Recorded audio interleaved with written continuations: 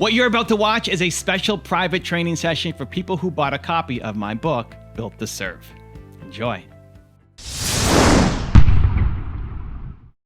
Oh my goodness. Look at these beautiful people. I didn't see any poll today of what the theme was. So we'll freestyle it. Whatever's on your mind. How can I help? All right, I got a question. So Evan, I'm very fortunate and grateful to say that I've been invited to speak at a virtual event on June 14th. Let's go. I didn't expect to get the level of attention that they've given me. Okay. It's a 3-day event, 34 speakers, and they put me right after the keynote presentation. I'm the second speaker to present. Great. I'm working on the PowerPoint presentation. I'm practicing. Don't have a lot of experience giving presentations. They say 30 minutes, 15 minutes for questions. Curious if you have any advice or feedback, because you're the master at this kind of stuff. So yeah. Okay. So a couple of things. So as this is fun, as the world's opening up and I'm doing a bunch of presentations. My next one is in Vegas. So maybe I'll see Zan down there. And it's in 2 weeks, I think. And I'm on just before Gary V, I think. Wow. And it's Sean Cannell's YouTube event happening in Vegas. So I've got Sean Cannell's awesome. Yeah, I think it's 25 minutes that I'm speaking for. So a couple of things to think about. One, audience interaction is always the best. You know, like most people get up there and just speak and speak and speak and speak. And it's never as personal as it could be. So as much as possible, I love defaulting to as much Q&A as possible, but people need to know they need to know what to ask, right? So if I'm coming into a room and I've got 25 minutes to talk, or you've got half an hour to talk, I would love to set the stage with 10 minutes of talking and presenting something so that people know kind of who you are and what you're talking about. And then as much time as Q&A as possible. That's my personal style. It's the most fun for me when you feel like you're actually helping somebody. I think it's also the most value for the audience too, to see you helping somebody out. It's a lot more dangerous though. It's a lot more risky because you don't know what's going to come at you, and you hope you don't get asked questions that you don't know how to answer. Right? If Tanya says masterclass, I don't know. I don't use masterclass, but you can always say you don't know. There's nothing wrong with saying, hey, I don't know. Right? If you don't know, don't fake it and say, well, and like some BS answer, right? So that's more personal preference. I used to do all scripted, perfect PowerPoint, no time for Q&A, because I was worried about disappointing the audience. And I would also talk really fast, which sometimes ESL people couldn't understand. And so it's like, if you think about what's the main thing you want people to get out of this? Like if they're going to go to a 3-day event. You're one speaker out of all of the speakers that are there. They're going to leave with a notebook full of ideas, and most people are going to do 0 on it. This is what happens at events. So if you were the one guy that they remembered for one thing that they're going to take action on, what is that thing? And make the whole presentation about that thing so that they can hopefully get into action mode. The second thing though, like if you want to get more of this, be the person who brings the most value to the event. So when is your event? June something? June 14th. June 14th. Perfect. So when Sean, now I've known Sean for a long time, who organized the event, but I said, hey, Sean, initially he was giving me like 11 minutes or something. It's like, cool, Sean, happy to come on, do whatever. But if I'm coming down and I'm going to be there for 3 days, use me. If you want me to do breakdowns of people's channels and you want to sell it as a VIP bonus. If you've got people who've upgraded tickets and you want to give them extra access, I'm happy to do a special session over lunch. If anybody cancels on the day of, I'll come in and talk on their session. If they're hosting any extra panels and you need an extra member, count me in. If you want to do some pre-promotion and talk about it, I'm happy to interview some of the people who are also going to be speakers at the event to talk about your thing, to give you content to go and promote. Like, think about the person organizing this event and how you can be as valuable as possible to them so they have a successful event, as opposed to just thinking about your 30-minute talk on this one day, right? Because that way, you like the next time they're running the event, who they're going to call? Not Ghostbusters, they're calling Andrew Murdoch, right? and you just get known as the person who brings the most value, because most speakers, now it's a virtual event, so it may not be the thing, but most speakers fly in, fly out, and they don't stick around. Where if you're there and you're asking people's questions and you're helping and you're the most valuable person there, you're going to get invited to do a whole bunch more stuff as well. So, people who are putting on these events are under a lot of stress and pressure and a lot of moving parts, a lot of chaos, and people do cancel last minute all the time on things. And if you're the guy who is always picking up the slack, a lot of great things open up to you. I don't know if you know Jamie. Do you know Jamie Kern Lima? No. She wrote a book called Believe It. Lady Lexi, Tanya shaking their heads. She wrote a book called Believe It. It was a New York Times bestseller. She's gone on and done events with Tony Robbins and Dean and Brendan and, part of our crew. And she started a company called It Cosmetics and sold it for $1.3 billion in cash.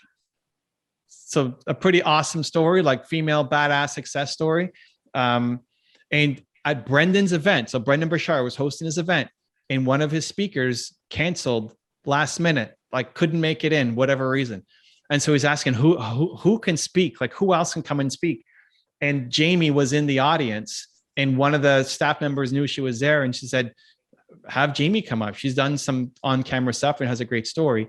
And so Jamie came on stage, and that became the birth of a whole business for her. Now she's a speaker and best-selling author, all of this other stuff, just because she was willing to say yes. So a lot of balls drop on events like this, and just showing that you're willing to be a part of it, to, again, be on panels, replace somebody if they skip out, host an awards. If they're giving out awards, you're happy to host and give out some of the awards, bonuses. Any of the VIPs who are upgrading, part of that bonus could be, I don't know how many people, like it could be one-on-one with you, but if that's too many, a group session bonus with you. Like, how can you just bring incredible value to the people putting on the events?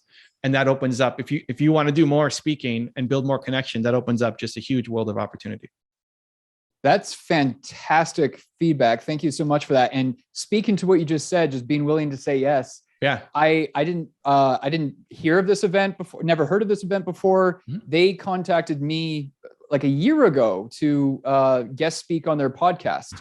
So I did the podcast and then never thought about it ever again. And then randomly they reached out to me and said, hey, Andrew, we really loved having you on the podcast. We'd like you to apply to be a speaker at our event, submit an abstract.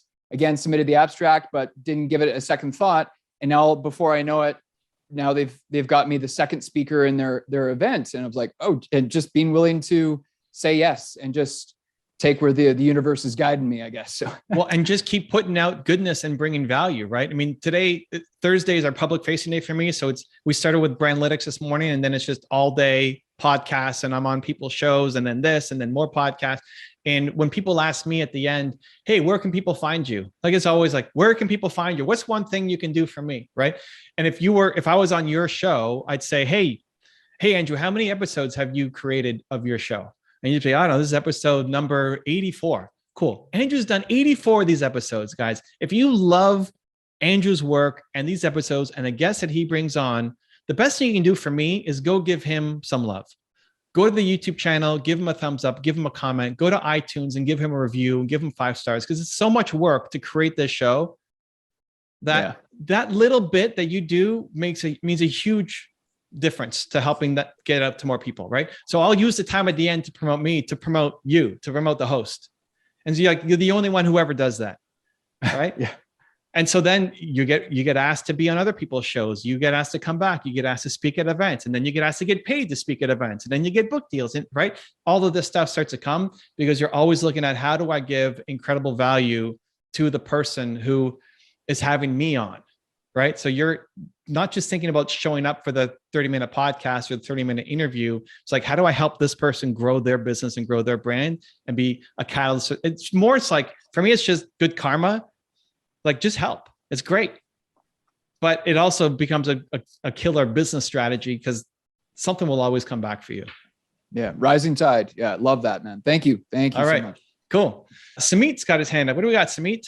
How are you, Evan? So, good, man. Similar question to Andrew is actually, prior to the invitation, I made an impact at a live event, but trying to get invited to speak at that event and kind of get access in a larger way rather than being a quote attendee, where I was a attendee of a mastermind. Feel that based on feedback had an impact there. Now they're doing a live event for a larger community and trying to get invited, but wanted to do it in a way there where I'm adding value to them, but not coming off as desperate or. Okay. So two things. One is in the lead up to the event is that it's ongoing. It's not just, hey, I want to get into this event, that this is a relationship that you're trying to build ongoing. So always looking for new ways to help them, think of them. I have a list of people that I want to stay in touch with. And at least every 90 days, I have to do something to stay in touch with them somehow. Right. So put this person on your list, find a way to at least every month, think of some way to add value so that when a next event comes up, you're automatically the person that people are calling. Like I'm getting destroyed right now with the number of invites to things because over the past 2 years, all I've done has been helping people grow their thing. And now that events are coming back and the world's opening up, everybody's like, hey, Evan, can you come speak at this? Hey, Evan, can you? It's like, now it means it's a great problem to have, but it's because of 2 years of just bringing incredible value to people. So think of it long-term as well. So every 30 days, you're doing something to bring value to them. Second thing is you reach out. Like now you've got this event coming up, you reach out and think, can you break it down? When you say add value, what does that mean to you? Like that example of what you shared when it comes to speaking at an event and standing out and doing more than others. Like I wrote down those, like whatever it is in terms of a value opt after that you're adding additional. When you say add value, I feel like sometimes it's harder to break that down of what is actually meant to add value to you. So that's different for every person, right? So what value is for me is different than what's value for Sergio or Maria, right? So I have a thing called be their chief goal officer. Like whatever their goal is becomes my goal.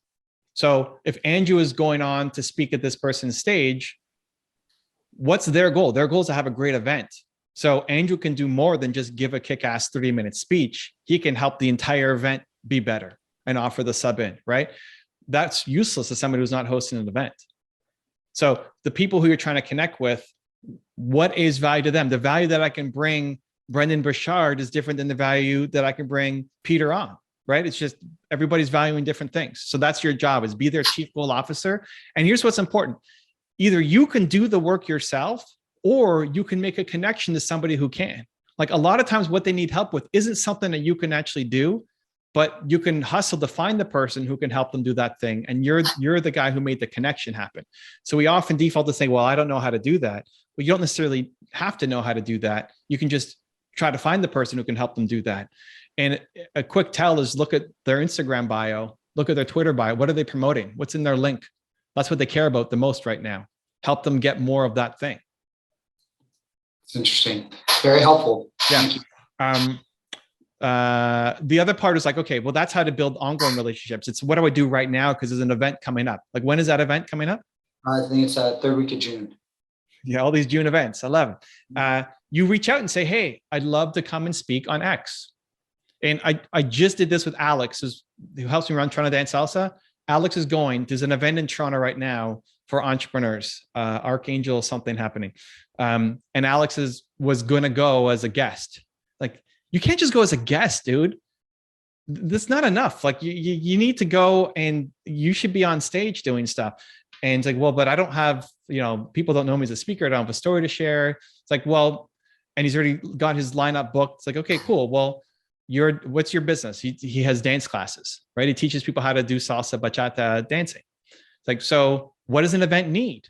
Event needs people to hype them up with dance. You go to a Tony Robbins event, before you get on, you see people dancing, going crazy. Mm-hmm. Reach out to him and say, hey, I'd love to hype up the crowd before you come on and teach them some salsa dancing and get them going so they're not in their seats. Right? And he said, yes. So now 2 days in a row, it was yesterday and today. This is very meta. It's like happening right now. Alex wakes up at like 5:30 in the morning, gets downtown Toronto to go to this event, and he's hyping up people and teaching them how to dance before the next speaker comes on. This was not something that was initially planned in his event, but it brought value to the person. And sure, maybe people come and they sign up for classes, but the point isn't to sign up for dance classes. we're not selling anything there. The point is to build a relationship with the people who are putting on the event, so that now any future event, guess what? They're going to call Alex and have him be the hype man at the front, teaching people how to dance. Right? That's super helpful. And then one other thing, I don't know if you've ever endured this, but oftentimes if someone throwing the event might have their business in one core area. And if you compete, they're really trying to build referral audiences, but not a competitor. Does that make sense? Yeah, but it's like chief goal officer. Like, what do they want to build? And you help them try to build it. If they're trying to build a referral business, help them get more referrals. If they're trying to build a direct sales model, help them get more sales. If they're trying to have a great experience, like, and sometimes you have to guess. Like, everything I suggested for Andrew is a guess. I don't know the event. I don't know who those people are. I haven't looked at their bio. I haven't looked at their website, but having done enough events, those things usually come up. Speakers cancel. There's bonus upgrades, right? Like, there's opportunities. Like, the thing with Sean now turned into a 25-minute thing. Now it's supposed to be for 11 minutes and that's it before Gary, right? Now it's 25 minutes. Plus I'm going to be doing 2 other things with them there. Plus we just did a live stream on his channel 2 days ago talking about it. And so now I'm hyper involved in it just because I want to be, because I hate going to an event and just sitting there in the audience. I like to be involved in the thing, but you can take a guess at what they're doing. And the more that they're actually sharing, especially again, like the hack is to look at their Instagram bio, Twitter bio, see what they're promoting. But if you know that, hey, they're trying to build a referral engine, cool. That's like the greatest thing they can tell you. Help them go build a referral engine, either you or make introductions to them. That can help. I appreciate it. Thank you, Evan. Yeah, cool. And just one last quick thought on all of this, because this all seems to be around like networking, making connections, helping people. Charisma on Command. I don't know if you know their YouTube channel, but they made a video on me saying I was one of the greatest networkers that he had met. Like, the guy who makes like the charisma channel saying I'm like the greatest networker that he's met. It's crazy because I don't think of myself as a networker. I hate networking events. It's the worst thing of all time for me. Networking, are you kidding me? I don't say hi to people. I hate it.